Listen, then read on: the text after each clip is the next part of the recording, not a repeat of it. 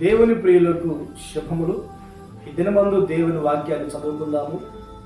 యెషయా గ్రంథం 2వ అధ్యాయము 5వ వాక్య భాగాన్ని మనం చదువుకున్నప్పుడు, యాకోబు వంశస్థులారా రండి, మనం యెహోవా వెలుగులో నడుచుకుంటుము. ప్రియ దేవుని బిడ్డలారా, ఆత్మ సంబంధమైన ఇశ్రాయేలు మనం కనుక మనము దేవుని వెలుగులో నడిపించబడాలి. ఈ దినాలలో అనేక మంది చీకటిలో నడిపించబడుతూ వారి జీవితాలను మరణానికి నడిపించుకుంటూ ఉన్నారు. మనమైతే వెలుగులో నడిపించబడే వారముగా ఉండాలి. ఎందుకు అంటే యేసుక్రీస్తు చెప్తారు, నేను ఈ లోకానికి వెలుగే ఉన్నాను అన్నారు. ఆ వెలుగులో మనము నడిపించబడాలి. వెలుగులో నడిపించబడే వారు వాళ్ళ మంచితనం ఉంటుంది, భక్తి ఉంటుంది, నీతి ఉంటుంది, యథార్థంగా బ్రతుకుతారు, పరిశుద్ధంగా జీవిస్తారు, ఎవరికి అన్యాయం చేయకుండా ఈ లోకంలో దేవుని కొరకు బ్రతుకుతారు.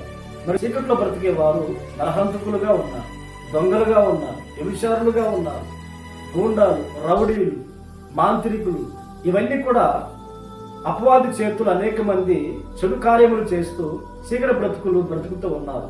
వారి జీవితంలో నెమ్మది, సమాధానం కోల్పోయి వారి హృదయాల్లో వారు ఎప్పుడు కూడా వేదనకరంగా కనబడుతూ ఉంటారు. అయితే ఎవరైతే వెలుగులో నడిపించబడతారో వారి నిత్యము సమాధానముగాను, ఆనందముగాను, భక్తికి యథార్థంగా ఉండగలుగుతారు.